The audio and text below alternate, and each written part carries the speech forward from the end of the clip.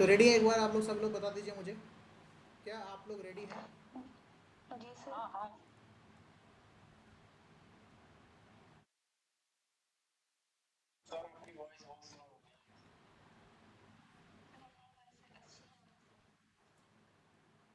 Slow आ रही है?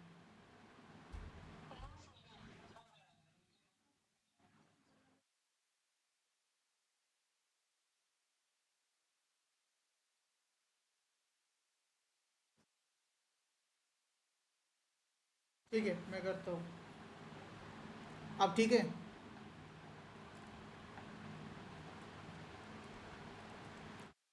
अभी वॉइस ठीक है मेरी? चलो ठीक है, मैंने रिफ्रेश किया ना यहाँ से, इसलिए ठीक है।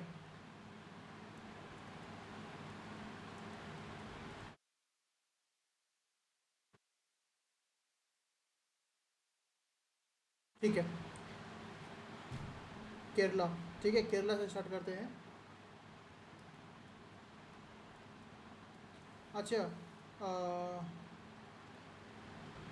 चलो छोड़ो, मैं पूछने वाला था कुछ, फिर मैंने बोला कि आप लोग रिवीजन शायद उसका नहीं किया होगा ना। स्टेट वाइज कर रहे हैं। मुझे बताइए कि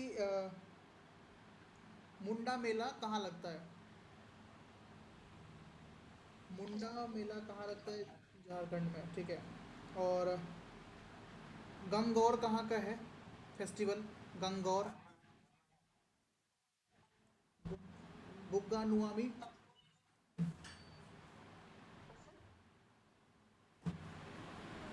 बुग्गा नुआमी।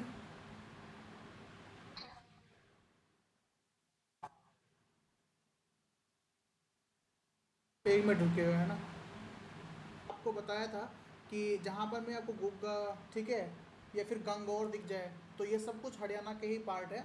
और एक मैंने बताया था मुंडा, ठीक है। एक झारखंड में एक फेस्टिवल होता है जिसको बोलते हैं सरहुल, ठीक है। सरहुल में मुंडा, उरांव तथा हो, ये मैंने तीन आपको ट्राइब्स के नाम बताए थे।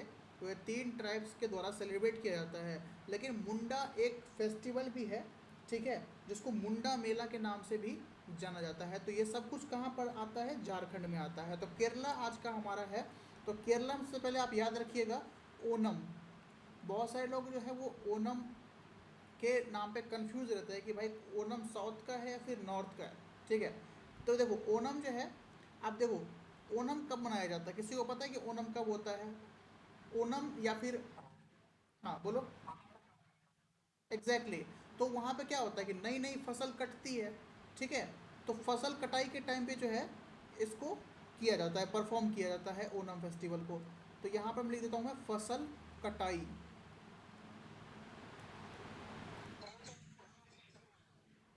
क्या फिक्स नहीं है?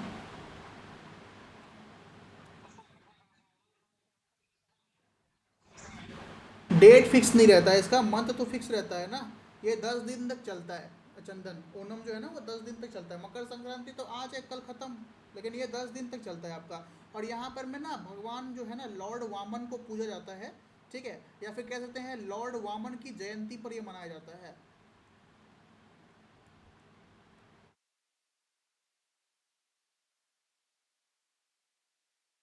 ठीक है। अब देखो, जब यहाँ पे फसल कटाई हो रही है तो वामन आपको क्या लगता है कि किन का नेम पे होना चाहिए, मतलब कौन होना चाहिए? आइडिया है कुछ? गेस कीजिए।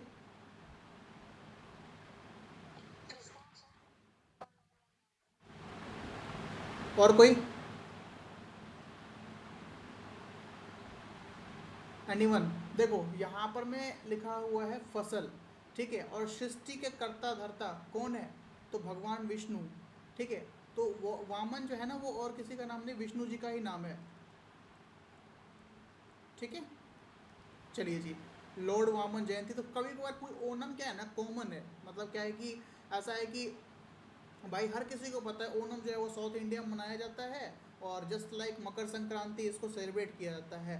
लेकिन ये मतलब ये कम लोगों को पता होता है कि लॉर्ड वामन जयंती को ही ओनम के रूप में मनाया जाता है। तो पूछ लिया आपसे कि लॉर्ड वामन जयंती का त्यौहार किस राज्य से संबंधित है, ठीक है। तो आपका आंसर क्या होना चाहिए? ओनम से संबंधित है, ठीक है। आप देखो, ये तो हो गया लॉर्ड वामन जयंती, साथ ही राजा बलि, ठीक है।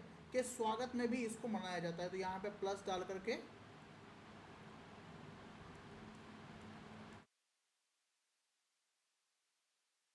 ठीक है, यहाँ पे गॉड का नाम याद रखना उतना इंपॉर्टेंट नहीं है, लेकिन ये जो जयंती हो जाती है ना, तो जयंती पूछ लेता है। समझ में आ गया। और मैंने अभी आपको बताया था कि ये जो ओणम है वो कितने दिन तक चलता है, अभी जस्ट बताया था 10 डेज तक ये चलता है। ठीक है। अच्छा जी, क्या इसके और चीज़ देखो, ये बहुत इंपॉर्टेंट है, इसलिए मैं इसके बारे में और अच्छे से एक्सप्लेन कर रहा हूँ। ये जो ओणम है, ये इसका ओणम का फर्स्ट डे, जैसे आज नवरात्रि है तो आज कोई ना कोई मतलब माता दुर्गा का कोई ना कोई रूप का आज पूजा हो रहा होगा, है ना। 10वें दिन किसी और का पूजा होगा, 8वें दिन किसी और का पूजा होगा। तो उसी प्रकार से जो है वो ओणम के फर्स्ट डे को मतलब क्या कहा जाता है फर्स्ट डे को, तो देखिए उनको कहा जाता है अथम। ठीक है, अथम।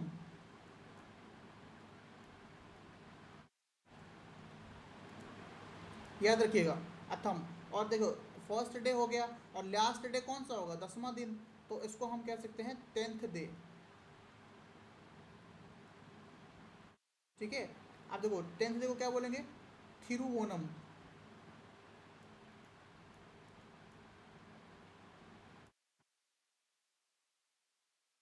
थिरुवोनम।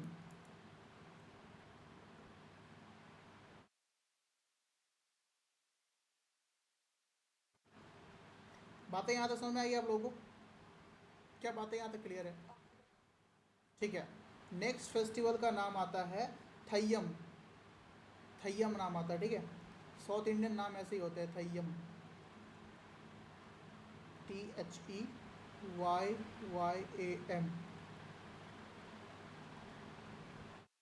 थय्यम। अरट्टू।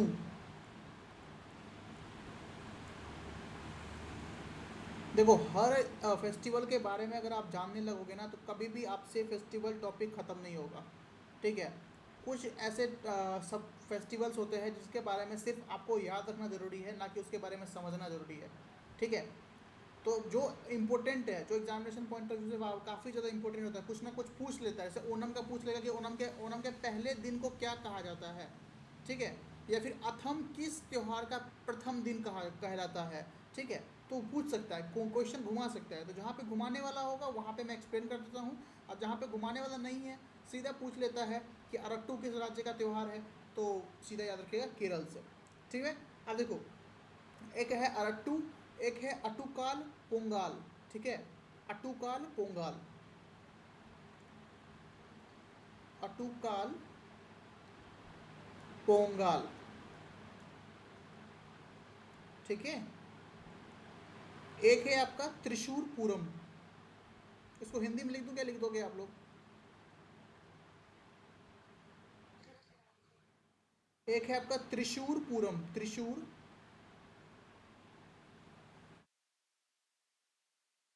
पूरम। ठीक है। ये है आपके केरल के कुछ इंपॉर्टेंट फेस्टिवल्स। अच्छा, अब मैं आगे, कल मैंने शायद मध्य प्रदेश के बारे में आप लोगों को नहीं बताया था, राइट।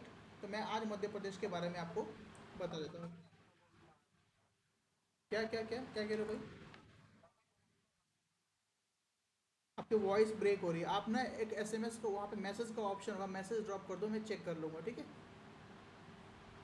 आगे देखें, लिख लिया आप लोगों ने।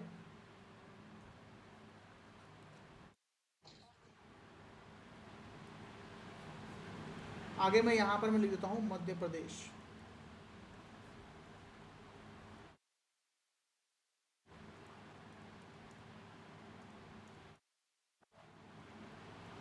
ठीक है, मध्य प्रदेश।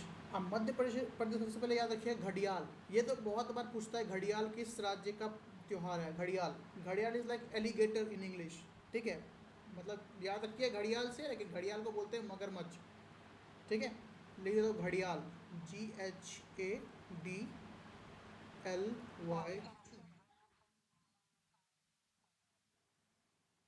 हो सकता है, लेकिन ये है ना कि यार इन लोगों के त्यौहार ही इस टाइप के नाम के आपको मिले, जैसे घड़ियाल हो गया। अब देखो मैंने आपको कल एक सॉरी एक चीज़ के बारे में मैंने आपको बताया था फेस्टिवल के बारे में, गंगौर के बारे में बताया था क्या मैंने कल गंगौर के बारे में आपको बताया था?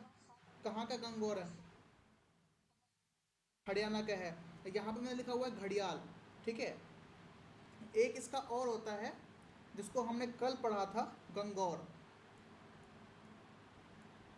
और मैंने कल आपको ये भी बताया हुआ था कि एक स्टेट का अगर एक फेस्टिवल है तो वो अलग अलग स्टेट में ही मनाया जा सकता है। जैसे कि कल मैंने आपको कहा था हॉर्नबिल, हॉर्नबिल है नागालैंड का, लेकिन उसको त्रिपुरा में भी मनाते हैं। रीज़न क्या है अलग अलग स्टेट में एक ही फेस्टिवल को मनाने का, वो मैंने कल की क्लास में आपसे डिस्कस कर लिया था। सेम एट इज़ कि झारखंड में भी गंगौर मनाया जाता है। मैंने इसलिए आपको झारखंड में गंगौर याद करने के लिए कहा था। ये गुड़गांव है झारखंड, सॉरी गुड़गांव है आपका हरियाणा का, ठीक है। शायद मैं उल्टा बोल गया, गंगौर हरियाणा का है, ठीक है, और गुड़गांव भी हरियाणा में ही पड़ता है। तो गुड़गांव और गंगौर याद रखने में आसानी होती है। उसी प्रकार से मध्य प्रदेश में है घड़ियाल और गंगौर, यानी कि जी और जी, ठीक है। तो इस तरीके से आप याद रखिएगा, है ना। एक होता है आपका इसमें रसनवा,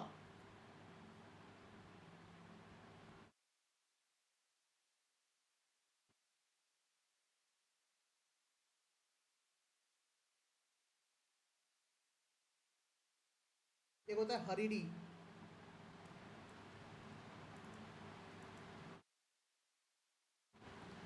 फिर होता है आपका पीर बंधुन, पीर बुधन कहते हैं इसको, सॉरी।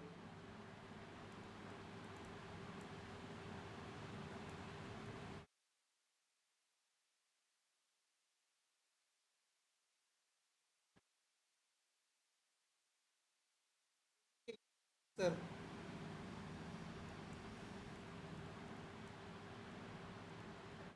ठीक है। ये था आपके मध्य प्रदेश के कुछ इम्पोर्टेंट फेस्टिवल्स।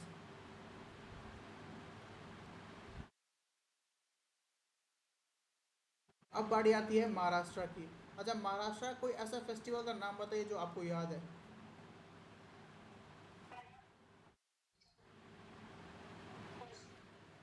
ठीक है, गणेश चतुर्थी जो अभी अभी गए हैं। और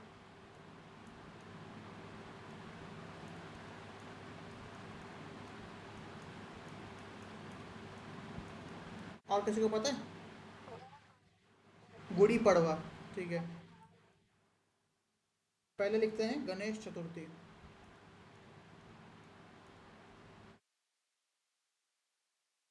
अच्छा, गणेश चतुर्थी जो हमने यहाँ पर मैं लिख रहा हूँ ना, तो गणेश चतुर्थी से एक और फेस्टिवल है, उसको भी याद रखिएगा, बहुत आसानी से समझ में आ जाएगा।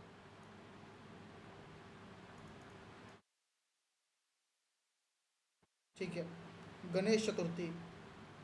अब गणेश हैं, अब गणेश जी जो है वो मतलब कह सकता हूँ एलिफेंट महोत्सव से भी आप याद रख सकते हैं इसको। तो दूसरा फेस्टिवल का नाम लिखिएगा एलिफेंट महोत्सव, ठीक है। वैसे तो इसको हिंदी में एलिफेंटा कहा जाता है, लेकिन इंग्लिश में आप एलिफेंट महोत्सव से याद रख सकते हैं,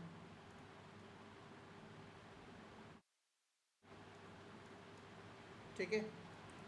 तीसरा अभी क्या था, गुड़ी पड़वा,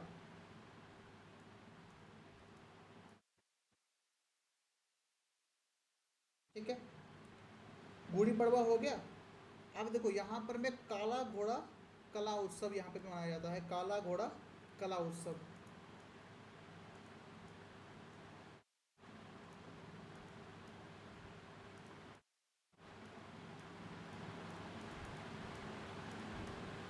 ठीक है, काला घोड़ा कला उत्सव।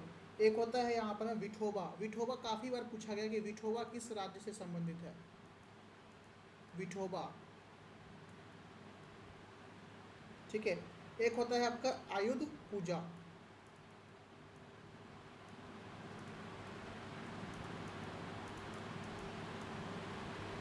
एक होता है नारली पूर्णिमा,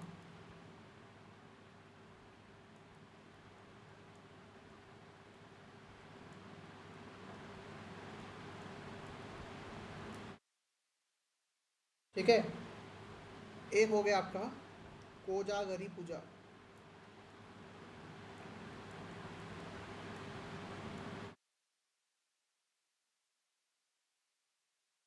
ठीक है। ये है आपके महाराष्ट्र के कुछ प्रसिद्ध फेस्टिवल्स, ठीक है। अच्छा, एक बार इस बार एसएससी सीजीएल में एक क्वेश्चन पूछा था मणिपुर के बारे में। ये महाराष्ट्र आप लोगों ने नोट डाउन कर लिया क्या?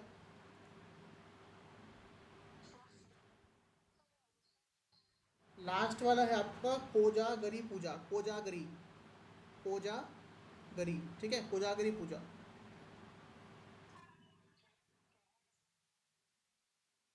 चलो भाई,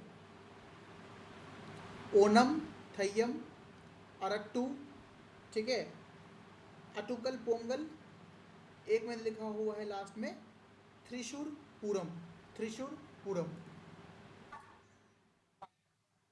ठीक है। चलो भाई, अब बात करते हैं मणिपुर का। इस बार सीजीएल ने पूछा था कि एथुरियम, एंथुरियम किस राज्य का त्योहार है? एंथुरियम, तो याद रखिएगा एंथुरियम जो है वो मणिपुर का त्योहार है। अच्छा, एंथुरियम के बारे में आप लोगों को जानना है क्या?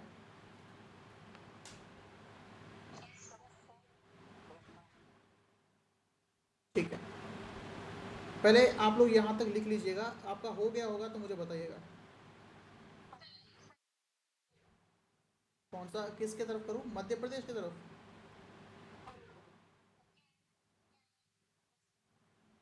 केरला के पास, ठीक है, ये लो।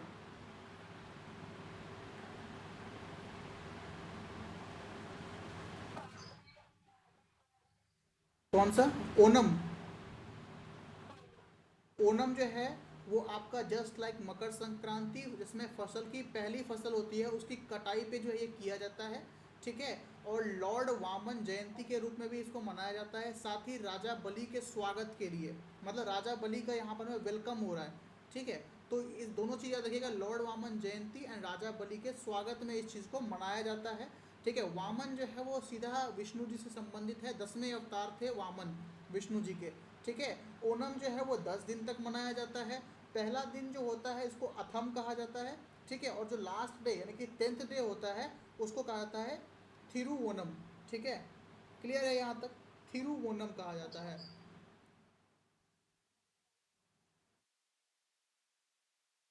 ठीक है।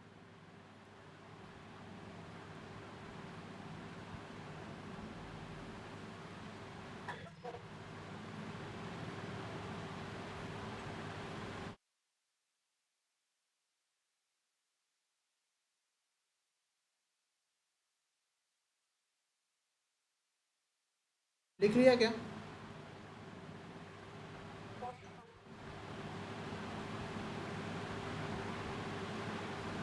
ठीक है,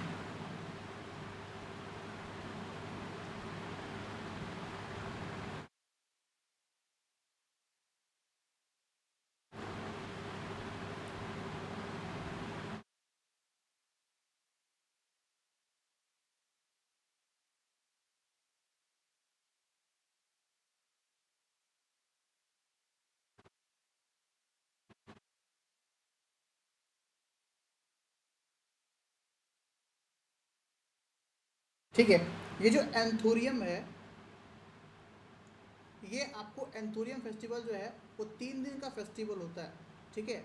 जो ये सालाना जो है वो मिजोरम में मनाया जाता है, ठीक है। लेकिन कुछ पार्ट जो है इसका मणिपुर में भी है और कुछ पार्ट में इसका आपका केरला भी आता है, ठीक है। मतलब 3 स्टेट से मनाया जाता है। सबसे ज़्यादा अगर मैं बात करूँ तो सबसे ज़्यादा ये मनाया जाता है मिजोरम में, ठीक है।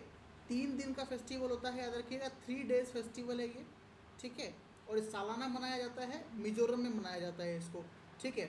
लेकिन अगर आपको कहीं कहीं पे एंथोरियम जो है वो केरल, केरल में भी देखने को मिलेगा, ठीक है। बेसिकली कुछ ज़्यादा ये बड़ा त्यौहार नहीं है, ये एक फूल का त्यौहार होता है, फ्लावर्स का त्यौहार होता है, ठीक है।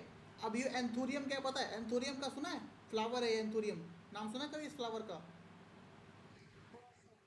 अरे वो एंथोरियम रेड कलर का होता है, ठीक है। और उसके पत्तियों पे पाउडर टाइप का जो है ना वो कह सकता हूँ कलियाँ गिरी रहती, ठंड के मौसम में दिखता है ये एंथोरियम आपको ज़्यादातर, ठीक है। नहीं देखा है तो कोई बात नहीं, देख लेना, ठीक है। अब इसको ना लव प्लांट भी कहा जाता है एंथोरियम को, ठीक है। तो बस ये याद रखिए कि एंथोरियम जो है वो आपको मिज़ोरम, मणिपुर एंड केरला, तीनों स्टेट में देखने को मिलता है, लेकिन सबसे ज़्यादा आपको कहाँ पे देखने को मिलेगा? मिज़ोरम में, ठीक है। चलिए मैं यहाँ पर मैं लिख देता हूँ,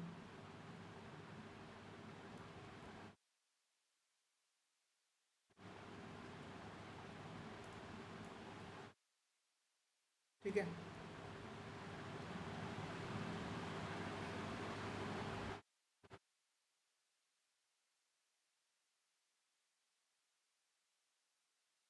सबसे पहले आप ये लिख लो, कांग रथ यात्रा। पहले आप लिख लीजिए, फिर मैं आपको समझा देता हूँ, ठीक है। कांग रथ यात्रा, चेरी ब्लॉसम,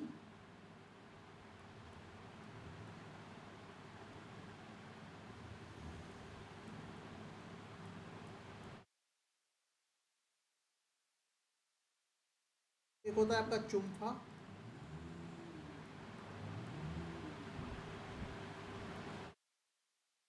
एक आपने सुना होगा लाई हरोबा, सुना है इसका नाम, बहुत बार पूछा जाता है।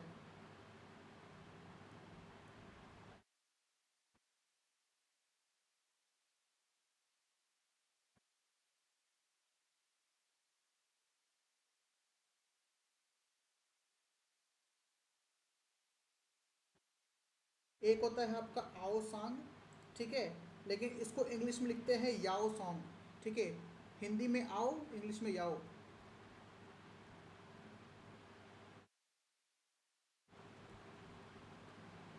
लिख लिया क्या?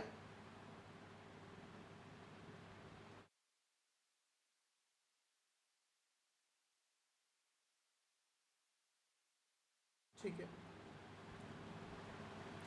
पहले मैंने क्या लिखा था, पहले मैंने लिखा कांग यत रथ यात्रा, ठीक है। ये एक मणिपुर का है और ये एक हिंदू का त्यौहार है, इतना आपको पता होगा, ठीक है। जैसे कि ओडिशा में भगवान जगन्नाथ का रथ यात्रा निकलता है, ठीक है। यह त्यौहार विशेष रूप से जो है इम्फाल में मनाया जाता है, याद रखिएगा, इम्फाल में,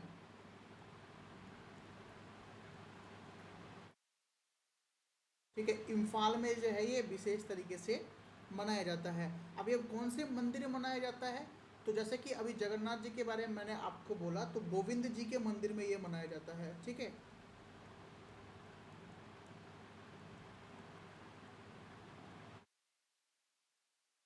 के मंदिर में ये मनाया जाता है। जैसे मैंने आपको पहले बताया कि जैसे ओडिशा में जो भगवान जगन्नाथ की रथ यात्रा निकलती है, उसी प्रकार से जो है ये इम्फाल में गोविंद जी के मंदिर से जो है कांग रथ यात्रा निकलती है। बाकी बिल्कुल सेम है, गोविंद जी आपका जगन्नाथ, विष्णु, ठीक है, वामन, सब कुछ तो एक ही भगवान का नाम है ना, अलग अलग थोड़ी है ये तो एक ही के नाम है, ठीक है।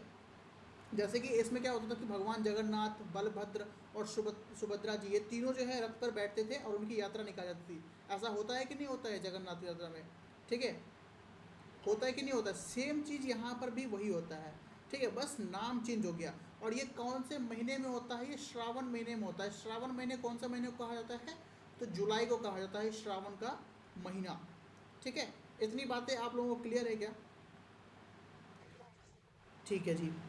अब यहाँ पर मैं ड्रेस सेंस की बात करूँ तो पारंपरिक जो त्योहार, पारंपरिक पर्व है ये, तो पारंपरिक ड्रेस के हिसाब से ड्रेस कोड भी होता है, ठीक है, और सॉन्ग भी उसी प्रकार से होता है, ठीक है ना। तो कांग रथ यात्रा जो है ना, उसका उद्देश्य केवल ये है कि भगवान के प्रति श्रद्धा प्रकट करना और समाज में एकता और सौहार्द का संकेत देना, संदेश देना, सॉरी, ठीक है। जैसे रात को कैसे सब लोग एक पकड़ के खींचते हैं, ठीक है, तो एक बताता है यूनिटी के बारे में भी बात की जाती है इस यात्रा में। तो आपको इतना क्लियर है क्योंकि ये इंपॉर्टेंट था, तो मैंने आपको बता दिया। आपका फिर नेक्स्ट में लिखा हुआ है चेरी ब्लॉसम, ठीक है। फिर आपका है चुम्पा, एक है आपका लाई हरोबा। तो लाई हरोबा के बारे में बताओ कि ये सुना है कभी आपने? लाई हरोबा से क्वेश्चन आता है। लाई हरोबा को मतलब क्या होता है? लाई हरोबा का क्या होता है मतलब? मतलब होता है देवताओं को प्रसन्न करना,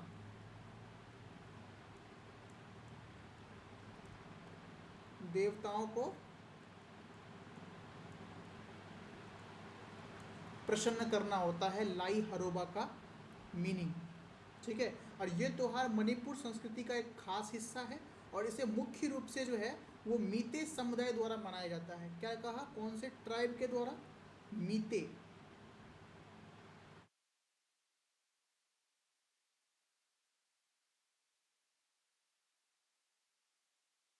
समुदाय के द्वारा जो है इसे मनाया जाता है। लाई हरोबा का क्या प्रिंसिपल है, क्या उद्देश्य है? ये है कि स्थानीय देवी देवताओं की पूजा करना और उन्हें खुश करना होता है, ठीक है। मैंने स्टार्टिंग में लिखा कि देवताओं को प्रसन्न करना ही लाई हरोबा का मीनिंग होता है, ठीक है।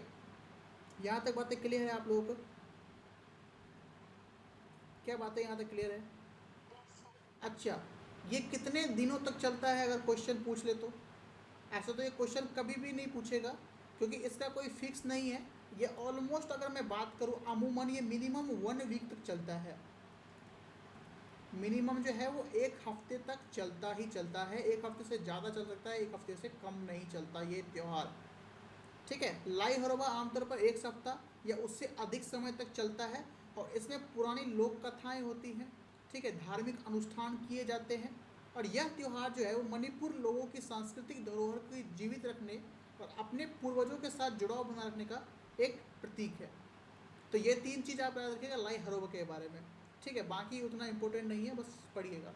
ठीक है, ये तो मैंने 3 स्टेट्स के बारे में बताया मैंने आपको, मणिपुर, महाराष्ट्र, सॉरी 4, मध्य प्रदेश एंड केरला। ठीक है, अगला आप देखते हैं मेघालय के बारे में। तैयार हैं आप लोग मेघालय के बारे में देखने के लिए? जो इम्पोर्टेंट होगा ना तो मैं आपको आपके पूछने से पहले बता दूंगा वो चीज़ें। ठीक है, और जो इम्पोर्टेंट नहीं है, जहाँ पर मैं सिर्फ ये है कि भाई नाम याद रख लो एनफ है, तो उसके बारे में बात करके ही क्या मतलब है। ऐसे तो टोटल मैं कहूँगी 100 से ज़्यादा त्यौहार है, तो उसके बारे में अगर पढ़ने लगे तो फिर दूसरी चीज़ कब पढ़ेंगे। एक आता है इसमें वांगला। ठीक है, वांगला हो गया। दूसरा हो गया आपको नोंग, नोंग क्रेम, नोंग क्रेम। ठीक है, तीसरा हो गया आपको बेदी नखलम। ये तो सुना ही होगा ये क्वेश्चन, बेदी नखलम किस राज्य से संबंधित है? Behdien, Behdienkhlam.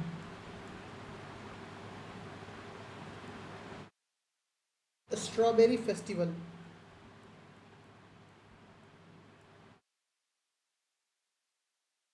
Strawberry festival, ये कुछ 5 हैं।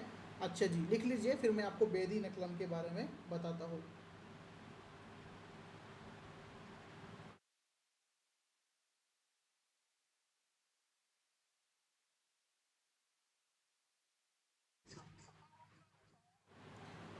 उसमें लिखा हुआ है मैंने नोंग क्रेम, नोंग क्रेम।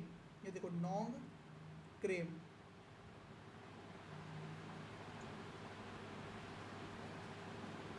लिख लिया आप लोगों ने? Yes sir. ठीक है, आप ठीक है दिख रहा है? ये देखिए, बेदी नखलम कहा जाता है इसको। ये मेघालय राज्य का एक प्रसिद्ध त्यौहार है। ठीक है, साथ ही किसी न किसी जनजाति के द्वारा ये मनाया जाता होगा। तो उस जनजाति का नाम क्या है? जयंतिया समुदाय, या फिर जयंतिया आदिवासी।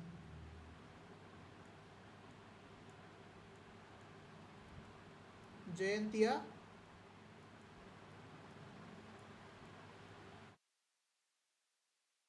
ठीक है, जयंतिया आदिवासी या जयंतिया समुदाय के द्वारा जो है ये एक प्रमुख त्यौहार है।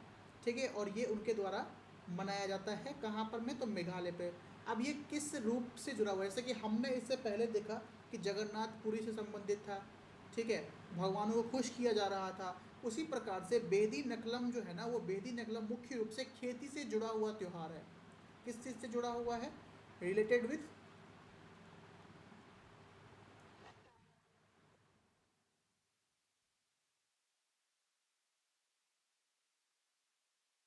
खेती से जुड़ा हुआ ये त्यौहार है। अब हर किसी फेस्टिवल का मैंने आपको उद्देश्य बताया हुआ है, तो इसका भी वही सेम है, फार्मिंग से रिलेटेड है। तो इसका उद्देश्य हो गया कि अच्छी फसल हो। भगवान से मनाते हैं कि भाई हमारी फसल क्या हो?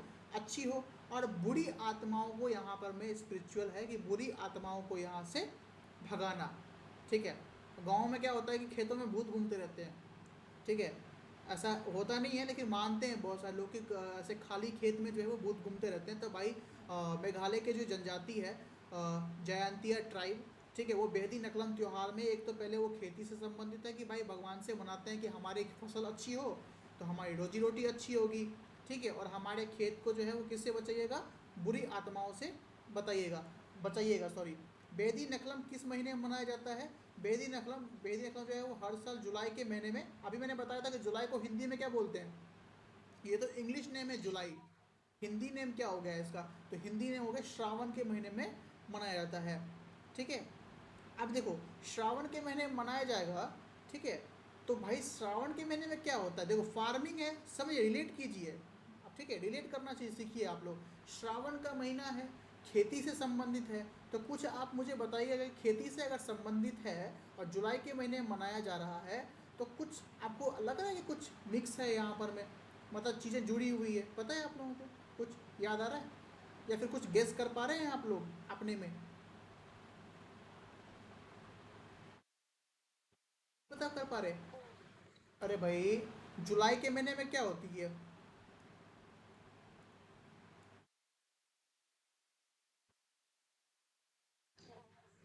नॉर्मल सी बात है, अगर खेती की यहाँ पे बात की जा रही है तो मानसून की बात की जा रही होगी।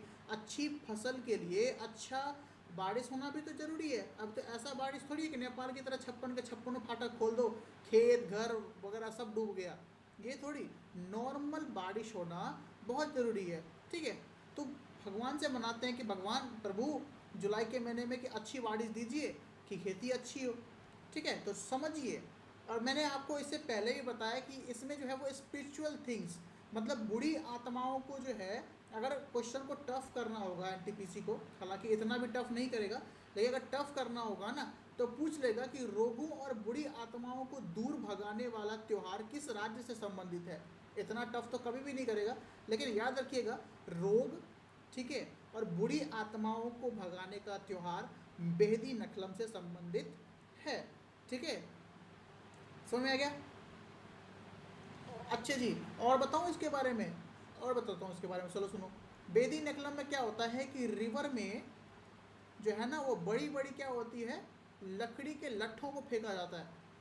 ऐसा कहा जाता है कि लकड़ी अगर आपके घर में है तो बुरी आत्माएं आपके घर में नहीं होती है, लकड़ी और लोहा।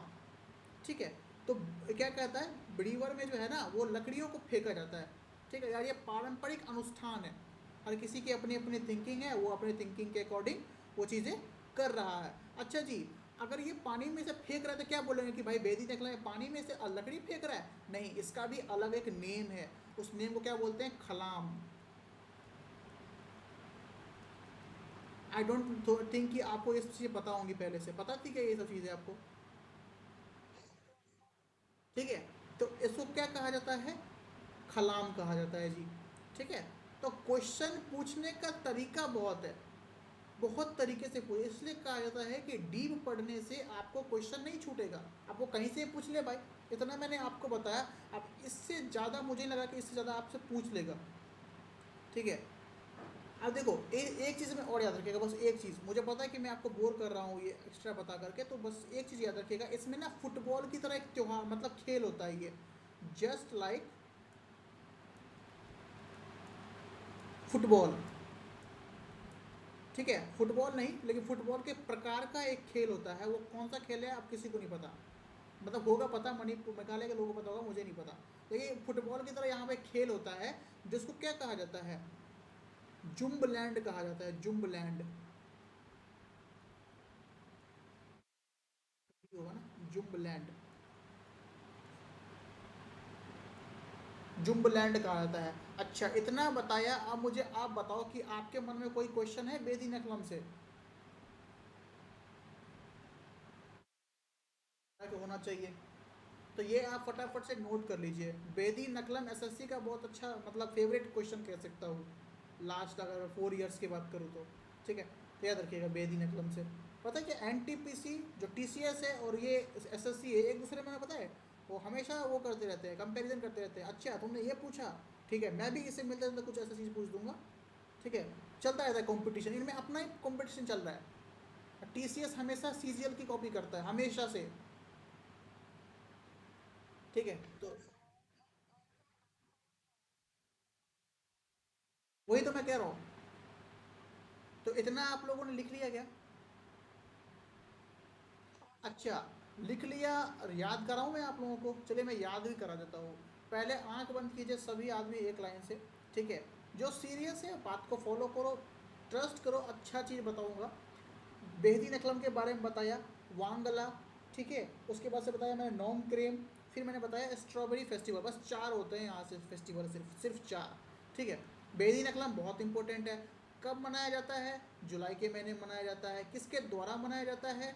तो भाई जयंतिया समुदाय के द्वारा ये मनाया जाता है, ठीक है। और इसमें एक प्रथा है कि जयंतिया समुदाय के लोग जो है वो भगवान से प्रार्थना करता है कि हे प्रभु, जुलाई के महीने में, श्रावण के महीने में मानसून करवा दीजिए, बारिश करवा दीजिए, जिससे हमारी फसलें अच्छी हो सके, साथ ही हमारी खेतों को और हमें बुरे रोगों से, डिजीज से और कह सकता हूँ निगेटिव एनर्जी से, मतलब बुरी आत्माओं से बताइए, ठीक है। साथ ही जो है यहाँ पर में एक प्रथा है कि लकड़ी को जो है, मोटे मोटे लठ जो होते हैं लकड़ी के, ठीक है, उसको पानी में फेंका जाता है और उसी को खलाम कहा जाता है इनके लैंग्वेज में, खलाम। फिर जस्ट लाइक फुटबॉल, मतलब फुटबॉल के खेल के समान एक वहाँ पे खेल होता है इसी त्यौहार में, जिसको हम कहते हैं, क्या कहते हैं, जुम्बलैंड कहते हैं, जुम्बलैंड, ठीक है। तो ये इतना था बेदी नकलम के बारे में। बताइए, समझ में आया? ठीक है, आगे देखें।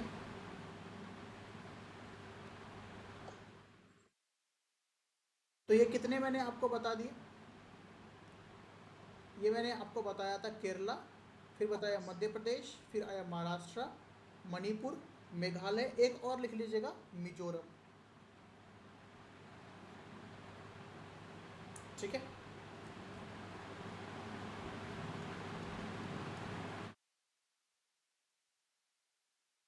अब एक चीज़ याद रखिएगा, मैंने आप लोगों को कहा था कि एक दिन, one day one state one festival. तो अब देखो चार है, तो मिजोरम के भी कुछ 3 से 4 ही होंगे, 3 है बस, ठीक है। तो ये नहीं, अच्छा मिजोरम तो अगला दिन करूँगा, 3 ही है ना, अगला दिन करूँगा, नहीं नहीं, एक साथ ही कर लीजिएगा, ठीक है।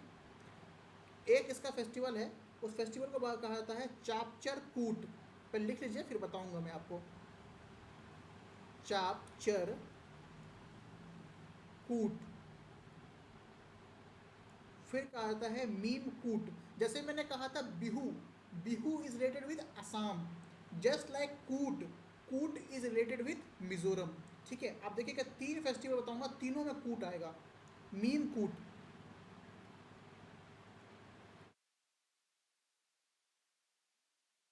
ठीक है। इसको आई कर लेना ना, MIME, मीम कूट। फिर आता है आपका थाल फावांग कूट, बस 3 है, थाल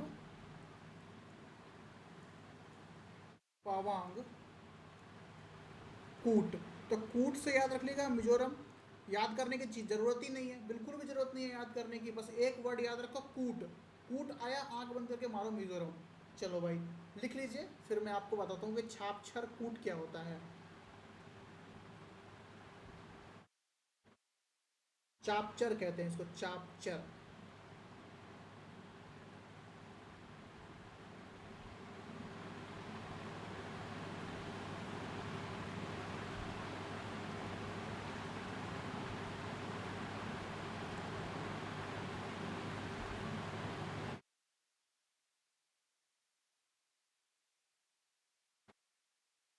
लिख लिए क्या?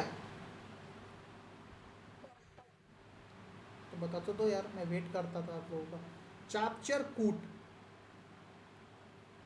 ये कौन से सीजन में मनाया जाता है? वसंत कौन से महीने में आता है, पहले मुझे ये बताओ। वसंत पंचमी कब आता है वसंत? तो मंथ याद रखिएगा, ठीक है। देखो जैसे ही कहीं पे आसान चीज़ दिख जाता है ना TCS को, तो वो क्वेश्चन को ट्विस्ट कर देता है वहाँ पर में, ठीक है। अब तो 3 ही है यहाँ पर में यार, तो क्या कोई दूसरा कोई थोड़ी आगे पूछ लेगा भाई मिजोरम का बताइए कहाँ से है, ज़बरदस्ती थोड़ी है। तो क्या करता है, क्वेश्चन को थोड़ा डीप लेके चला जाता है वहाँ पर में, ठीक है।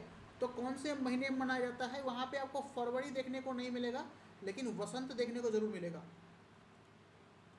वसंत, ठीक है। और ये कौन से समुदाय के द्वारा मनाया जाता है? मिजोरम है, तो ये देखो मिजो, मिजो मिजो मिजो, तो मिजो समुदाय के द्वारा इसे मनाया जाता है। यहाँ पर मैं लिखता हूँ मिजो,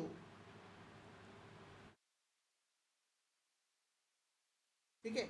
मिजो समुदाय समुदाय के द्वारा इसे मनाया जाता है, ठीक है। और ये हर साल कौन से महीने में? वसंत लिखा हुआ है तो फरवरी एंड, ठीक है। या फिर इसको आप याद रखिएगा, ये मनाया जाता है मार्च के महीने में, ठीक है। मार्च के महीने में ये मनाया जाता है। अब इसमें भी जो है वो खेत से संबंधित है ये त्योहार। छापछड़ जो है ना वो खेत से संबंधित है। जब किसान अपने खेतों से जो है ना झाड़ झंखार कर सब कुछ साफ सूफ कर लेते हैं, जैसे कि हमने देखा ना कि फसल कटती है, तो जब पूरा फसल काट देते हैं ना, बिल्कुल खेत को एकदम बिल्कुल नीट एंड क्लीन कर देते हैं, तो नई फसल बोएंगे। अब देखो यहाँ पर में खेत है एक, ठीक है, खेत पे मान लेते हैं कि ग्रेन, ठीक है, धान की खेती होगी। तो भाई धान की खेती जब हो गई, तो खेत उसके बाद तो कुछ और भी तो हम उपजा सकते हैं वहाँ पर में। मान लेते हैं कि वहाँ पे टमाटर उपजाना होगा, ठीक है, आलू उपजाना होगा, पोटैटो टमाटो, ठीक है, आलू उपजाना होगा। तो पहले क्या करेंगे, इसको अच्छे से साफ करेंगे, क्लीन करेंगे, तभी तो ये दूसरा उपजाएंगे। या फिर यही कहेंगे भाई अच्छा क्या यहाँ पे गेहूँ हुआ, तो कोई बात नहीं, गेहूँ के ऊपर से ही टमाटर वगैरह लगा दो। तो जब कोई किसान, जब मिजू समुदाय के किसान क्या करते हैं कि जब कोई खेत को बिल्कुल नीट एंड क्लीन साफ कर देते हैं, तो नई फसल बोने के समय पे वो भगवान से मनाते हैं कि हमारा जो है ना वो आने वाला क्रॉप, ठीक है, वो अच्छा हो, सही हो। समझ में आया आप लोगों को? क्या बातें समझ में आ रही हैं आप लोगों को, या फिर मैं ऐसे ही बोले जा रहा हूँ? बस इतना आप याद रखिएगा, ठीक है। ये वसंत के में मनाया जाता है, लेकिन वसंत जो है वो मिजोरम में मार्च के महीने में मनाया जाता है। मिजो ट्राइब के द्वारा ये मनाया जाता है जब खेत को बिल्कुल नीट एंड क्लीन चकाचक कर देते हैं तब, ठीक है।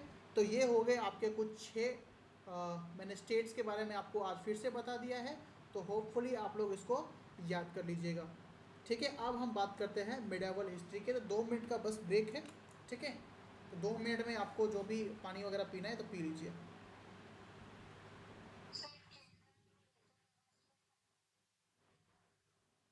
अभी तक केरला पे ही हो गया,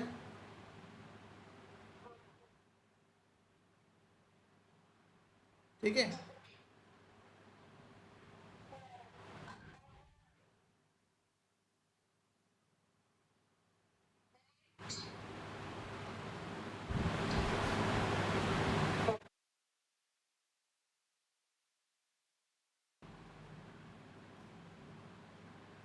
ठीक है भाई। अच्छा, हमने मेडिवल हिस्ट्री का ना कुछ एक बहुत इंपॉर्टेंट पार्ट कंप्लीट किया था। देखो भाई ट्रस्ट करो, मेडिवल हिस्ट्री से ना ये जो वंश वगैरह है ना उससे कम क्वेश्चन आता है, लेकिन अकबर और बाबर के बारे में बहुत क्वेश्चन आता है। बाकी जो उसका स्थापत्य कला हो गया, कॉइन्स हो गए, उसके बारे में क्वेश्चन आते हैं। और सबसे इंपॉर्टेंट होता है उसमें वार्स। वार्स का होता है क्या, होता है लड़ाई। तो मैंने आपको यहाँ पर मैं इंपॉर्टेंट डेट्स बताने वाला हूँ, ठीक है। इंपॉर्टेंट हेडिंग डाल दीजिएगा आप लोग, इंपॉर्टेंट डेट्स। वाइट शीट में लिखते होंगे आप लोग, मैं उम्मीद करता हूँ आप लोगों को कि वाइट शीट में लिखने से ना बहुत चीज़ें क्लियर हो जाती है, बहुत चीज़ें। भाई लाइन वाला कॉपी का तो क्रेज ही खत्म हो गया, अब लाइन वाला कॉपी लिखता कौन है? और जो भी गवर्नमेंट एस्पिरेंट है ना, मैं तो उसको वही कहता हूँ कि भाई वाइट शीट में लिखो। कहीं पे भी कुछ भी लिख दोगे एरो बना करके, कोई मतलब नहीं है, कोई फ़र्क नहीं पड़ेगा। चलो जी, मैं स्टार्ट करता हूँ। कहाँ से बताओ, कहाँ से स्टार्ट करूँ?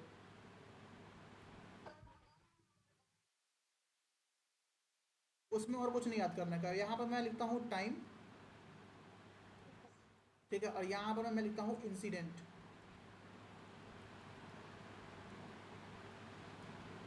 ठीक है। 1206 से शुरू करूँगा, 1209 लिख गया।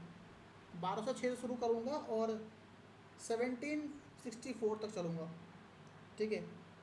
और जो भी इसमें इंपॉर्टेंट होगा I will explain to everyone. चलो भाई आधा घंटा है, फटाफट लिख लेता हूँ, ठीक है ना।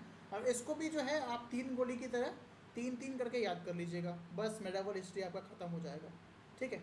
1206 में क्या हुआ था, एनीबॉडी आंसर पता है आपको? कुतुबुद्दीन ऐबक का टेन्योर चल रहा था। उस सबको मत छोड़ो, सीधा टू द पॉइंट आओ। कुतुबुद्दीन ऐबक ने 1206 में दिल्ली सल्तनत की स्थापना की थी।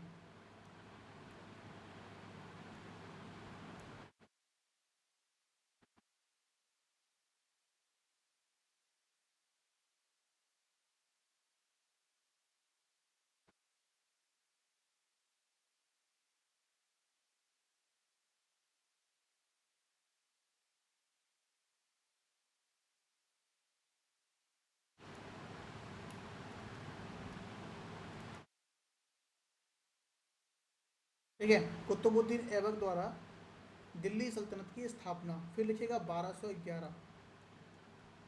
कुतुबुद्दीन ऐबक द्वारा दिल्ली की कुतुब मीनार का निर्माण, फॉर्मेशन ऑफ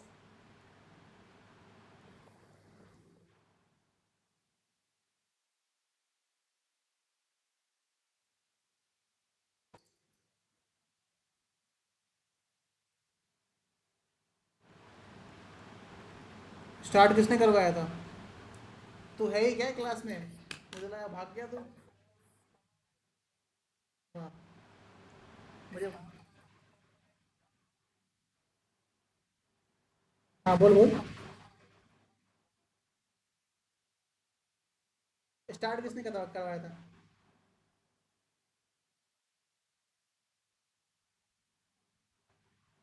मैं किसके बारे में बता रहा हूँ अभी, मुझे ये बता, और अभी भी तू नींद में ही है।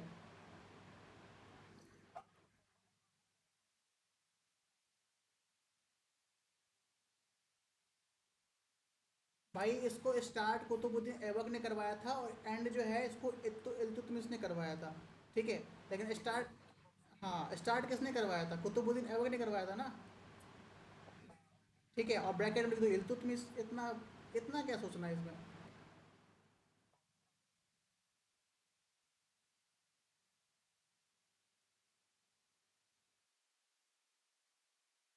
पता नहीं तो क्लास में कब रहता है कब भाग जाता है, पता भी नहीं चलता मेरे को।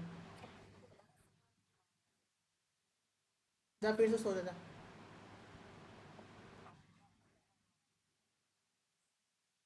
पता कैसे लगा कि तेरे को हिस्ट्री स्टार्ट होने वाली, लगता है क्लास ऑन करके सो गया था तू है।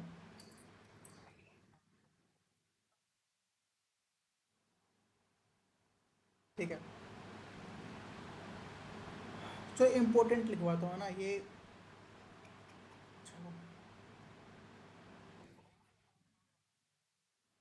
एग्जैक्टली। ओके। 1298।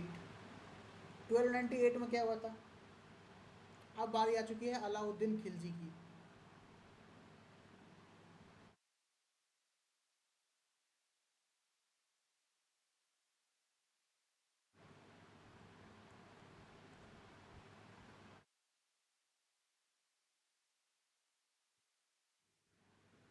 किसको?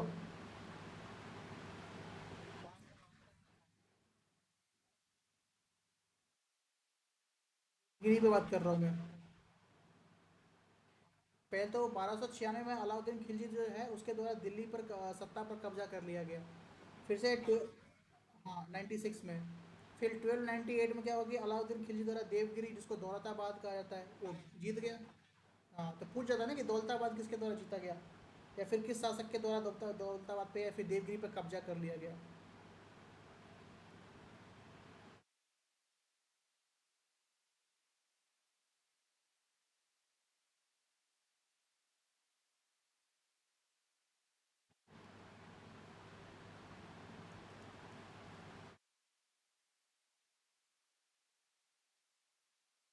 1298 हो गया। 303। इसमें बताओ, सेम अलाउद्दीन खिलजी के द्वारा किसको जीत लिया गया?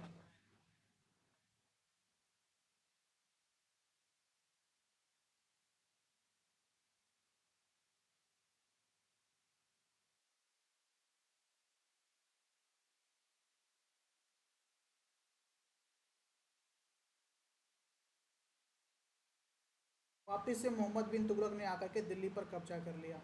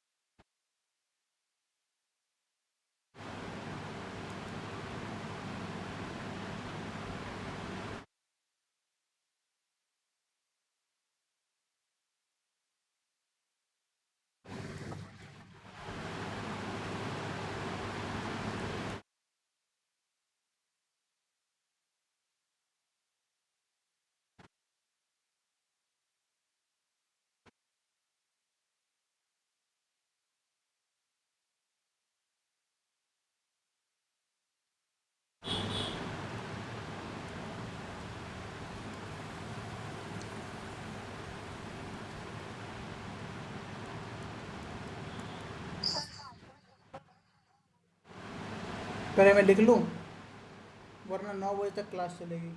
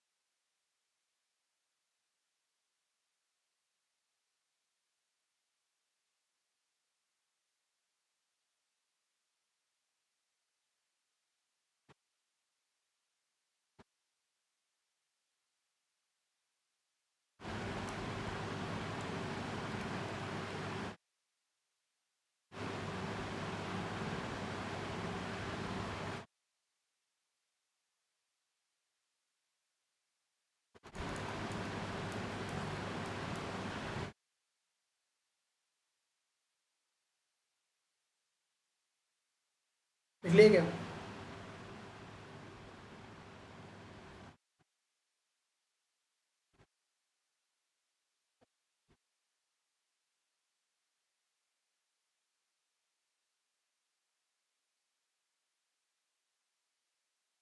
इसका तो ये आप लोग स्क्रीनशॉट ले लीजिए, या फिर मैं स्क्रीनशॉट लेकर के ग्रुप में भेज देता हूँ, ठीक है।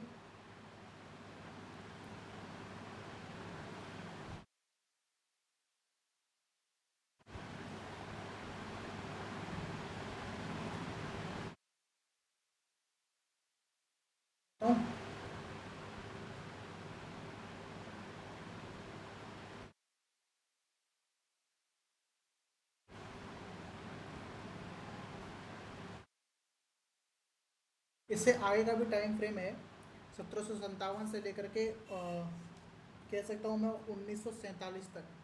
मॉडर्न हिस्ट्री में इसके बाद जो है ना, ये आपका, मैंने एंशियंट के बारे में कल बता दिया था, ये मिडेवल का कुछ इंपॉर्टेंट टाइम फ्रेम्स था, ठीक है। इसके बाद 1757 में जब प्लासी का युद्ध होगा, ठीक है, ब्रिटिश ईस्ट इंडिया कंपनी और जिसने भारत की स्थापना वो करेगा ब्रिटिश ईस्ट इंडिया कंपनी का, ठीक है। तो वो आपका मॉडर्न हिस्ट्री का पार्ट हो जाता है। तो मॉडर्न हिस्ट्री अभी हमें करना नहीं है, ठीक है, अभी हमको मिडेवल तक ही रहना है, ठीक है। तो बताऊँ क्या मैं आपको, इसमें से जो जो लड़ाइयाँ हुई थी, जैसे बैटल ऑफ बक्सर, प्लासी का युद्ध, ठीक है ना, पानीपत का प्रथम युद्ध, तो ये सबको आपको ना बहुत ज़्यादा याद करने की ज़रूरत है, मतलब समझने की ज़रूरत है बहुत ज़्यादा।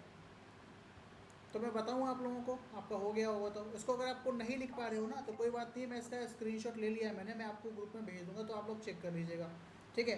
पहले मैं बताता हूँ आपको यहाँ से 1206 से, ठीक है। मेडावल हिस्ट्री जो है ना वो पूरा आपका टाइम फ्रेम पे ही डिपेंड है, ठीक है। जितना टाइम फ्रेम आपको याद रहेगा उतना अच्छा होगा आपके लिए मेडावल हिस्ट्री ख़त्म करना। मेडावल हिस्ट्री में है ही क्या, एक तो आ गया आपका अकबर, फिर आ गया बाबर जो कि आपका मुगल साम्राज्य है, वो ख़त्म ही कर दिया, ठीक है। दूसरा आपका होता है टाइम फ्रेम जो बहुत इंपॉर्टेंट है, फिर एक होता है सिख, ठीक है, फिर होता है मराठों का उदय। तो इसके बारे में भी हम जो है वो बात करेंगे कल के क्लास में, ठीक है। देखिएगा 1206 मैंने यहाँ पे लिखा हुआ है, कुतुबुद्दीन ऐबक द्वारा दिल्ली सल्तनत की स्थापना किया गया था, कुतुबुद्दीन ऐबक के द्वारा, ठीक है। फिर दूसरा आता है 1211 में, 1211 में, यहाँ पर मैं कुतुब मीनार जो है इसकी शुरुआत जो है वो कुतुबुद्दीन ऐबक के द्वारा की गई थी, ठीक है। बनाने की शुरुआत किसके द्वारा की गई थी, कुतुबुद्दीन ऐबक के द्वारा, लेकिन इसको पूरी तरीके से फिनिश वो इल्तुतमिश ने किया था। तो क्वेश्चन देखिएगा, क्वेश्चन क्या पूछ रहा है, या वो ये पूछ रहा है कि शुरुआत किसके द्वारा की गई थी, या फिर किसने बनाया था। तो बनाया था तो इल्तुतमिश ने, और शुरुआत किसने की थी, तो कुतुबुद्दीन ऐबक ने की थी। समझ में आ रहा है कि नहीं आ रहा है आप लोगों को?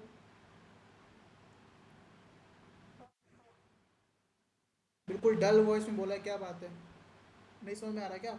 होता है, मीडिया और हिस्ट्री चीज़ ही ऐसी है, ठीक है। अब देखो 1298 इसमें लिखा हुआ है कि अलाउद्दीन खिलजी द्वारा देवगिरी, जिसको दौलताबाद भी कहा जाता है, उस पर उसने जीत हासिल कर ली थी।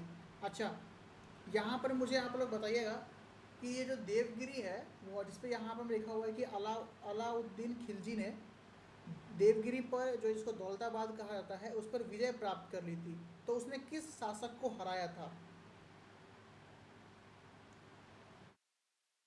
बताओ बताओ।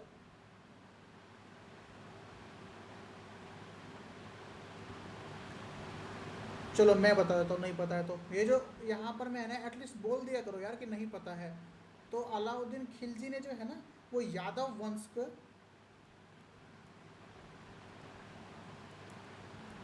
ठीक है, यादव वंश के वहाँ पे शासक थे, जिसे रामचंद्र कहा, रामचंद्र था उनका नाम, ठीक है, रामचंद्र, जिसको राजा रामदेव भी कहा जाता है, ठीक है, उसका दूसरा नाम है राजा रामदेव, ठीक है, उसको हराया था।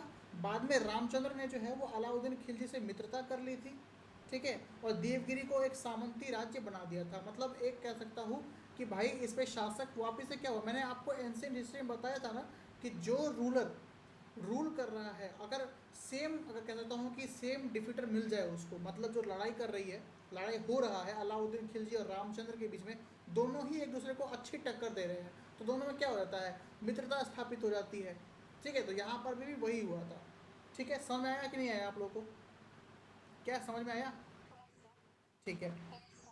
फिर आता है आपका 303, अलाउद्दीन खिलजी द्वारा चित्तौड़ पर विजय। अच्छा, ये बताओ इसमें किसके साथ लड़ाई हुई थी? अलाउद्दीन खिलजी द्वारा चित्तौड़ पर विजय किस शासक को हराकर किया गया था? बताओ, है किसी को आइडिया? देखो मैं बता देता हूँ, राणा रतन सिंह। ठीक है, चित्तौड़ में विजय किसके साथ लड़ाई हुई थी? तो भाई हुई थी मेवाड़ के शासक, मेवाड़ के शासक का नाम क्या था? राणा रतन सिंह।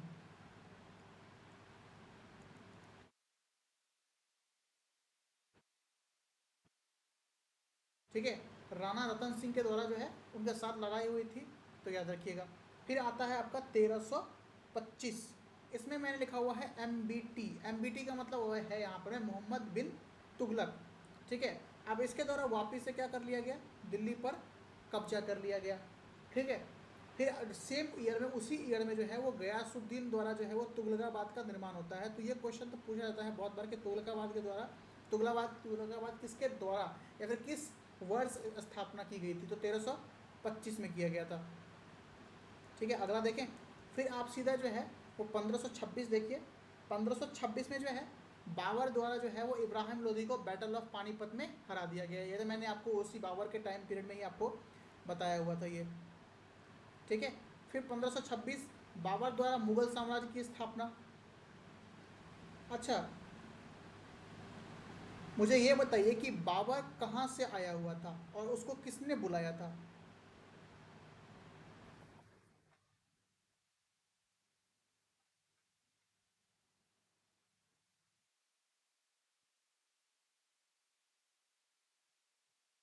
अच्छा, फरगना तुमने बोला, मुझे ये बताओ फरगना है कहाँ पे? फरगना का अभी करंट में क्या नाम है?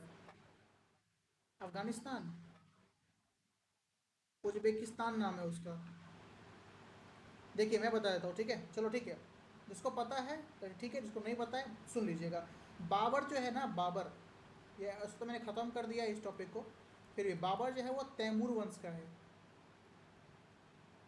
ठीक है, बाबर कौन से वंश का है? तैमूर वंश का है। और मध्य एशिया के, कहता हूँ मिड एशिया के एक जगह है जिस जगह का नाम उस समय कहते थे फरगना। फरगना घाटी है ये, फरगना,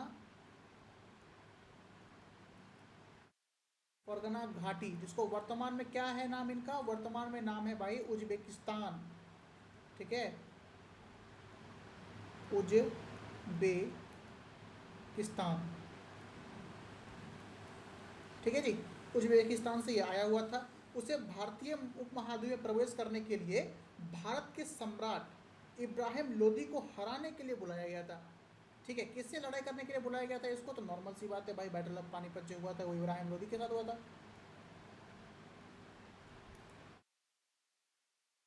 ठीक है ना, इब्राहिम लोदी को क्या किया था? हराने के लिए बुलाया गया था। आप किसने बुलाया था? बताओ बताओ।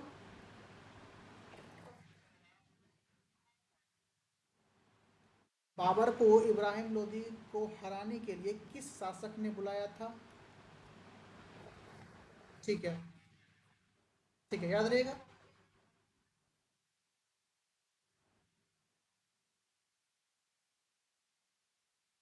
ठीक है, याद रहेगा ना इतना?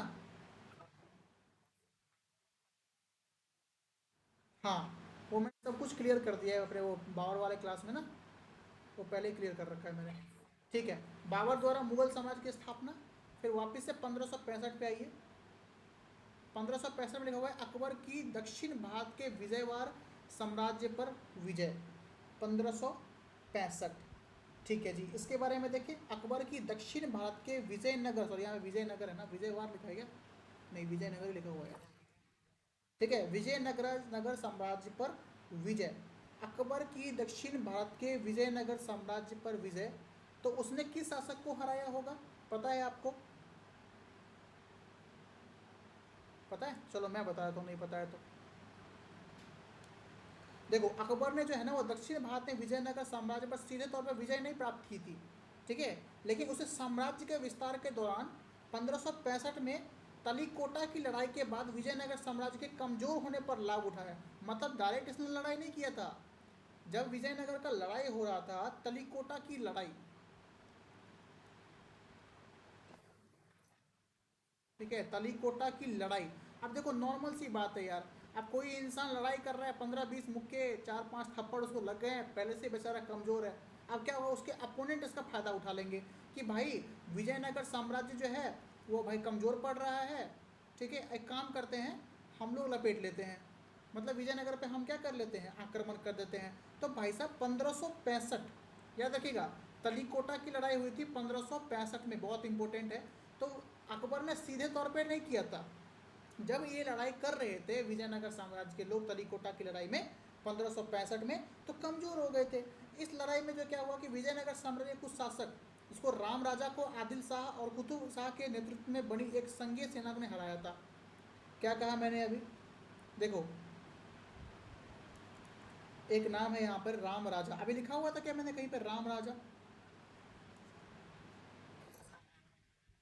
मतलब राजा राम या फिर राम राजा, बात तो एक ही है ना,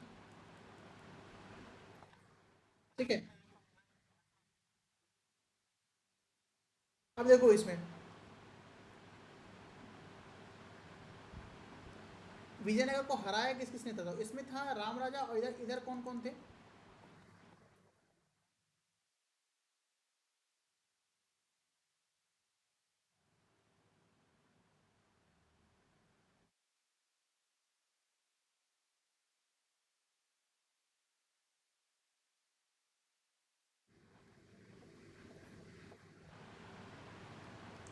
ठीक है, समझ में आ गया ना। कि एक बस इतना याद रखो कि तलीकोटा की लड़ाई के कारण विजयनगर कमजोर हो गया था, कमजोरी का फायदा उठा करके अकबर ने यहाँ पर में लड़ाई कर दी, ठीक है, युद्ध कर लिया। तो भाई युद्ध कर लिया तो नॉर्मल सी बात है, जो कमजोर है वो तो हारेगा ही हारेगा। तो विजयनगर साम्राज्य वहाँ पर में अकबर के द्वारा जीत लिया गया। अच्छा, नेक्स्ट आता है आपका 1582, 1582। 1582 में लिखा हुआ है कि अकबर ने दीन ए इलाही धर्म की स्थापना की थी। अकबर ने दीन ए इलाही धर्म की स्थापना की थी, इससे क्या समझते हैं आप,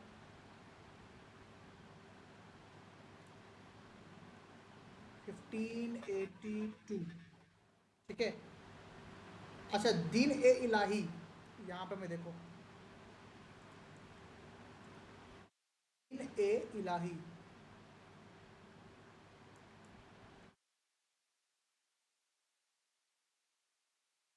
शब्द है, दिन ए इलाही, ये अकबर द्वारा कब से शुरुआत किया गया था इसका, तो 1582 में किया गया था, ठीक है।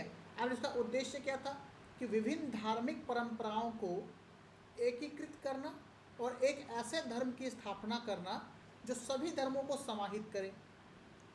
मतलब हर कोई धर्म उसके धर्म में क्या होना चाहिए था, सेम होना चाहिए था। तो इस वजह से इसने क्या किया, दीन ए इलाही की स्थापना कर दी थी। अब इसमें कौन कौन से धर्म आएंगे, तो इसमें आएंगे हिंदू, इस्लाम, जैन, जौड़, ऐसे बहुत सारे धर्म जो है वो इसमें इंक्लूड थे, ठीक है, समझ में आया।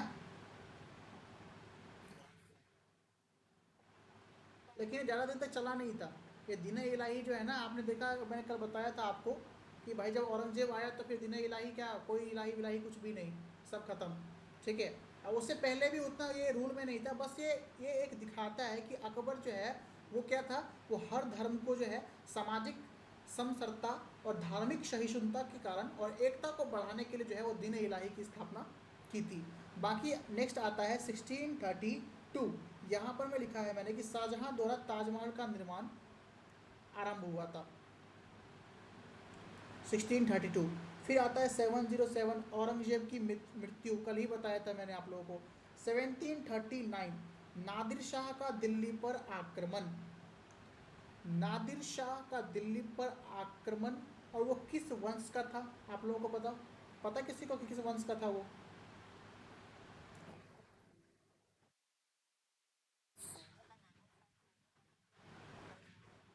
सफावी वंश का था ये, ठीक है।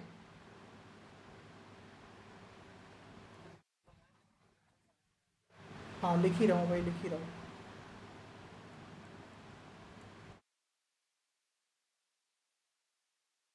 ठीक है। नादिर शाह जो है ना, वो 1736 में कौन से वंश को था? सुन तो ले पूरा, सुन तो ले भाई, सुन तो ले। सफावी वंश का क्या था वो? ठीक है, शासक था। अब ये कहाँ का राजा था? ये राजा कहाँ का था, किंग कहाँ का था? तो ये था आपका फारस का राजा, फारस। अच्छा जी, ये फारस कहाँ पड़ता है वर्तमान में? तो वर्तमान में जो अभी लड़ाई हो रही है ना इसराइल और ईरान के बीच में, तो ईरान में था। ठीक है, तो ईरान का शासक था। उसने 1739 ठीक है, 1739 में जो है वो दिल्ली पर क्या कर लिया भाई साहब, आक्रमण कर दिया। ठीक है, अब देखो नादिर शाह का जो आक्रमण था ना, का उसका जो मुख्य कारण था कि वो भारतीय उपमहाद्वीप के समृद्धि और धन को लूटना चाहता था। भारत क्या थी, सोने की चिड़िया थी बहुत लंबे समय से भाई साहब, बहुत चीज़ें यहाँ पर में थी। कोई यहाँ से मसाले ले गया तो करोड़पति बन गया, कोई यहाँ से सोना जवाहरात ले गया तो करोड़पति बन गया। सब आते थे भारत को लूटने के लिए। ठीक है, कैसे भी लूटो भाई यहाँ का। तो भाई वो ईरान से ये सोच के आया था कि भारत को लूट लूँगा अच्छे से, सोना चांदी जवाहरात जो भी है सब लेके चला जाऊँगा। तो इसका ये टाइम फ्रेम 1736 है, लेकिन याद रखिएगा 1739 में उसने दिल्ली पर आक्रमण कर दिया। अब ये आया ना, बहुत विनाश किया इसने दिल्ली का, जगह जगह पे बर्बाद कर दिया इसने दिल्ली को। ठीक है, अब देखो इस दौरान में क्या हुआ था, आक्रमण के दौरान नादिर शाह ने जो है ना मुगल सम्राट महादेव की छवि को भी अपमानित किया था। ठीक है, महादेव की छवि को इसने अपमानित किया था, बहुत बुरी तरीके से अपमानित किया था। अब वो कैसे अपमानित किया था ये आप खुद समझ जाइए। यहाँ पर मैं कहता हूँ कि महादेव की छवि को अपमानित किया था।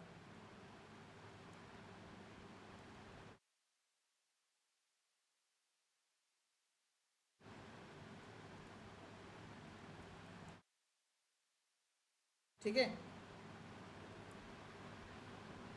अब ये क्या हुआ, आया आक्रमण किया, विनाश कर दिया, महादेव की छवि का अपमान किया।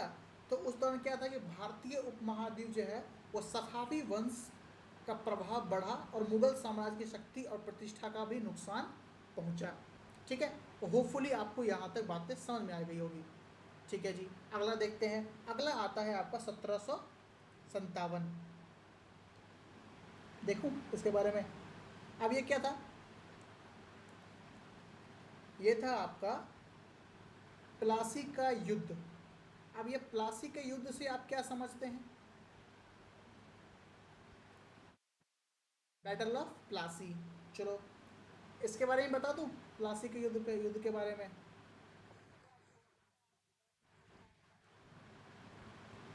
देखो क्या होता है ना कि जब आपको पता रहता है ना चीज़ें, और जब मैं बताऊंगा आपको, तो देखिए रिवीजन हो जाएगा। अब मैं भी तो इंसान हूँ, कहीं तो मैं भी तो गलत बोल सकता हूँ, मुझे भी याद होगा कहीं ना कहीं से। ठीक है, तो क्या पता हो सकता है ये कुछ स्लिप ऑफ माइंड हो गया होगा कुछ चीज़ें, है ना। देखिए, बैटल ऑफ प्लासी। अब बैटल ऑफ प्लासी कब हुआ था? 1757 में हुआ था। किसके बीच में हुआ था? East India Company versus Bengal के नवाब सिराजुद्दौला के बीच में हुआ था। बंगाल का नवाब सिराजुद्दौला या फिर सुराजुद्दौला द्वारा, सिराजुद्दौला के द्वारा जो है उसके बीच में हुआ था।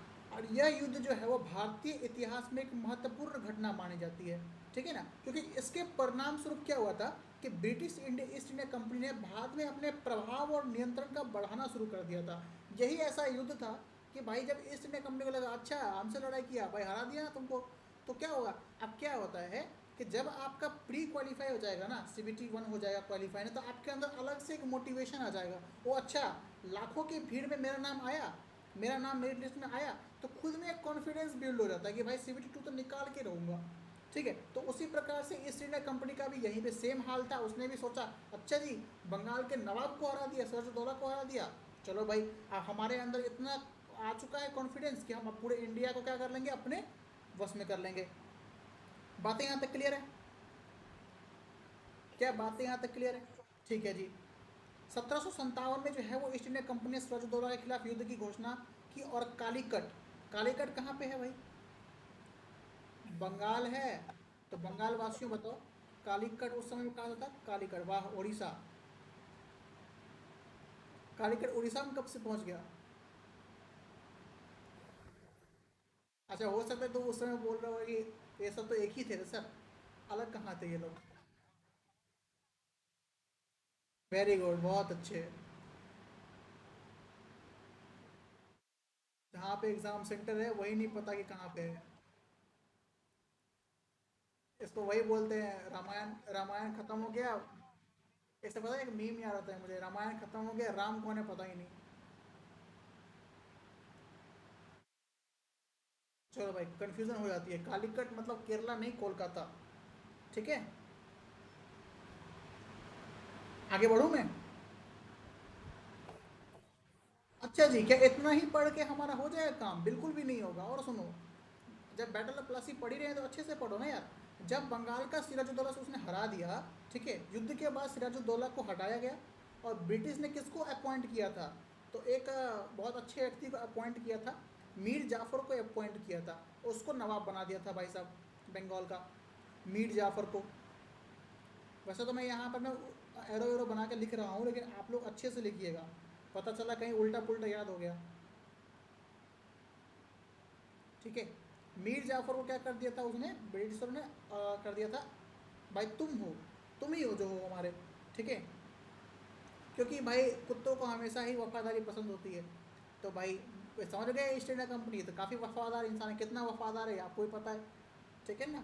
अब इसका इम्पोर्टेंस क्या था, युद्ध का महत्व क्या था? तो यह युद्ध जो है वो ब्रिटिश राज के लिए एक मील का पत्थर, मील का पत्थर ना काफ़ी पता चलता है, बहुत प्रीमियम होता है, मील का पत्थर साबित हुआ था। ठीक है, जिससे उन्होंने भारतीय उपमहाद्वीप में अपनी साम्राज्यवादी नीतियों को बढ़ाने में मदद की। ठीक है, और इस युद्ध में भारत में ब्रिटिश उपनिवेश के निर्माण की नींव रखी गई। और आगे चलकर 1857 में जब भारतीय स्वतंत्रता संग्राम होगा, वही इसका कारण बनता है। ठीक है, तो देखो कितना अच्छे से मैंने आपको एक्सप्लेन किया। अब इसका निष्कर्ष क्या निकलता है? क्या निष्कर्ष है भाई साहब इसका? निष्कर्ष ये है कि प्लासी का युद्ध भारतीय इतिहास में एक महत्वपूर्ण मोड़ था। मैं रिपीट कर रहा हूँ ना बार बार उस चीज़ों को, तो आपको रिवीजन के लिए रिपीट कर रहा हूँ। प्लासी का युद्ध भारतीय इतिहास में एक महत्वपूर्ण मोड़ था, जिसने ब्रिटिश साम्राज्य के विस्तार का सक्षम किया और भारतीय राजाओं के खिलाफ ब्रिटिश कंपनी के बढ़ते प्रभाव को दर्शाया। जैसे 1857 की क्रांति जो थी वो हमारे देश का प्रथम स्वतंत्रता संग्राम था ना, उसी प्रकार से जो है ईस्ट इंडिया कंपनी जो अपने वर्चस्व को स्थापित करना चाहती थी, तो उसने क्या किया था, बैटल ऑफ प्लासी किया था 1757 में। चलो भाई, क्लियर है बात है यहाँ तक आप लोगों को? बताइएगा। आप तो नहीं भूलोगे हिस्ट्री? बोलो ना कि जब मैं खुद इतना दिन याद नहीं रख पाया तो आप इतना बता दोगे तभी क्या याद रख लूँगा। ठीक है, चलो जी, बैटल ऑफ बक्सर। अच्छा जी, बक्सर का जो युद्ध था, बैटल ऑफ बक्सर जिसे कहते हैं, उसके बारे में आप लोग क्या समझते हैं?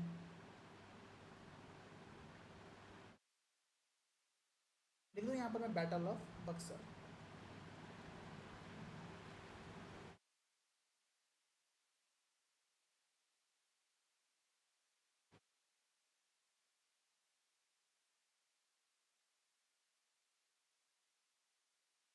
ठीक है, बैटल ऑफ बक्सर, ये कब सर, प्रारंभ कब हुआ था? तो 1764 में इसकी स्टार्टिंग हुई थी जी, 1764 में ये प्रारंभ हो गया था। और ये भी एक महत्वपूर्ण ऐतिहासिक युद्ध था, जो ब्रिटिश ईस्ट इंडिया कंपनी और भारतीय राजाओं के बीच लड़ा गया था।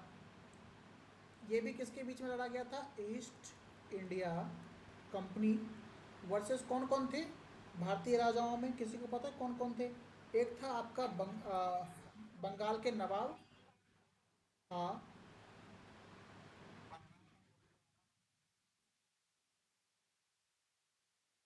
मतलब मैंने क्या कहा था आपको, एक मिनट एक मिनट एक मिनट, मैंने कहा था ना कि ये वफादारी कर रहा था यहाँ पर। मैं अब देखो कितना अच्छा ये वफादारी दिखाएगा।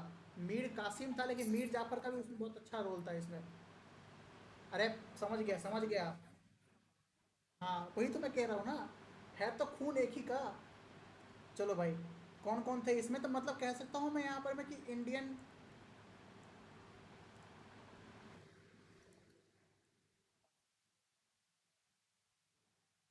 अवध के नवाब और मुगल बादशाह थे ना, सब इसमें थे मिले हुए।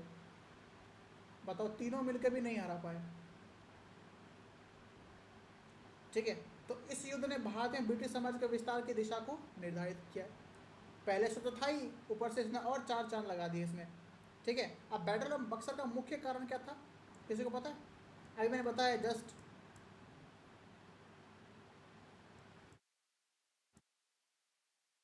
चलो छोड़ो,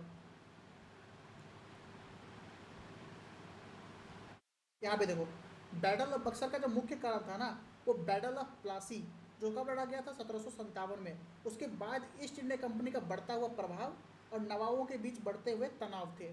ठीक है। एक तरफ से हराया जा रहा था, एक तरफ से ये लोग खुद ही टेंशन में आ गए थे कि भाई कौन आ गया, हराया जा रहा है, हराया जा रहा है, जीत ही नहीं रहा हो। ठीक है। एक बाबर था और एक ये लोग हैं। ठीक है। अब देखो, इस युद्ध में जो है वो ब्रिटिश कंपनी ने नवाब सिराजुद्दौला के अधीनस्थ नवाब मीर जाफर और अवध के नवाब सिराजुद्दौला के खिलाफ लड़ाई की थी। ठीक है। अब ये लड़ाई स्टार्ट कब हुआ था? डे ईयर तो हमें पता है 1764। डेट बताओ कोई, डेट पता है?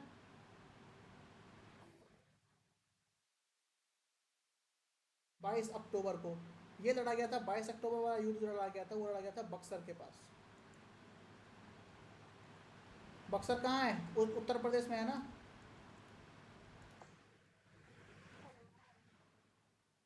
बिहार पीसीएस मेंस का क्वेश्चन था ये, बैटल ऑफ बक्सर। ठीक है। अच्छा जी, ब्रिटिश ईस्ट इंडिया कंपनी की सेना का नेतृत्व कौन कर रहा था बैटल ऑफ बक्सर के टाइम पे?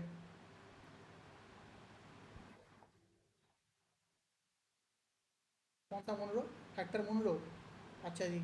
और हेनरी, हेनरी लॉरेंस।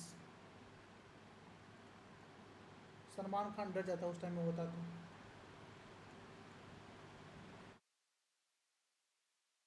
ठीक है, हेनरी लॉरेंस। और दूसरा कौन था? दूसरा था आपका वॉरेन हेस्टिंग।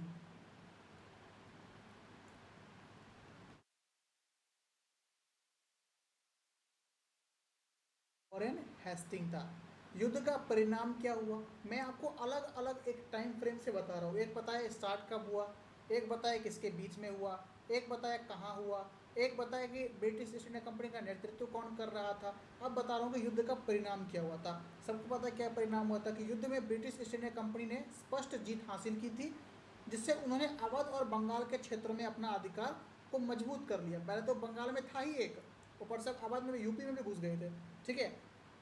इसके बाद क्या हुआ कि सिराजुद्दौला और मीर जाफर ने ईस्ट इंडिया कंपनी के अधीन रहने के लिए संधि पर हस्ताक्षर कर दिए। अब भाई कितना भी है तो राजा है ना यार, गुलाम बना के थोड़ी रखेंगे। तो अब उन्होंने क्या कर दिया, सिग्नेचर कर दिया कि जिस हुजूर जो आप बोलेंगे वही होगा। इसका इम्पोर्टेंस क्या है? इस युद्ध के परिणाम स्वरूप जो है वो ईस्ट इंडिया कंपनी को बंगाल, बिहार और अवध में शासन का अधिकार प्राप्त हो गया। शासन का मतलब वही है, ये थोड़ी घर घुस करके आए साफ करो तुम वो साफ करो, नहीं, tax. Tax is very important. ठीक है। इस युद्ध में भारत में ब्रिटिश उपनिवेश के निर्माण में एक महत्वपूर्ण, कह सकता हूँ, मील का पत्थर, जैसे मैंने प्लासी में बताया था। ठीक है। उसी प्रकार से बैटल ऑफ बक्सर में भी इनको मिल गया, और भारतीय राजाओं के खिलाफ ब्रिटिश साम्राज्य के अधिकार की स्थापना का संकेत दे दिया था इस युद्ध ने। ठीक है, कि भाई अब तुम्हारी नहीं चलने वाली, चलेगी तो सिर्फ और सिर्फ हमारी चलेगी। ठीक है ना। तीन मैं रिपीट कर चुका हूँ, अवध, बंगाल और एक बिहार। बक्सर के युद्ध में ये तीनों को कब्जा कर लिया गया, और कब्जा करके जो है क्या मांगा गया इनसे, 2 गुना लगान, 3 गुना लगान मांगा गया। मजाक कर रहा हूँ, टैक्स मांगा गया था। टैक्स ही तो मांगते हैं यार, वो टैक्स ही तो उनका सब कुछ है। ठीक है। इसका निष्कर्ष क्या निकला? निष्कर्ष यही निकला कि बैटल ऑफ बक्सर ने भारत में ब्रिटिश साम्राज्य के विस्तार को सशक्त बनाया और भारतीय राजनीति में एक नया मोड़ लाया। इस युद्ध ने यह स्पष्ट कर दिया कि ब्रिटिश ईस्ट इंडिया कंपनी का अब केवल एक व्यापारिक कंपनी नहीं, बल्कि शक्तिशाली साम्राज्य बन चुकी है। मतलब ये सिर्फ एक कंपनी नहीं है, अब ये पूरा कह सकता हूँ कंट्रोलर है। जैसे होता है कंट्रोलर ऑफ एग्जामिनर, वही हो गया ये कंट्रोलर ऑफ इंडिया, उसी तरीके से। तो ये था बैटल ऑफ बक्सर। अब इससे आगे का है 1757। ठीक है।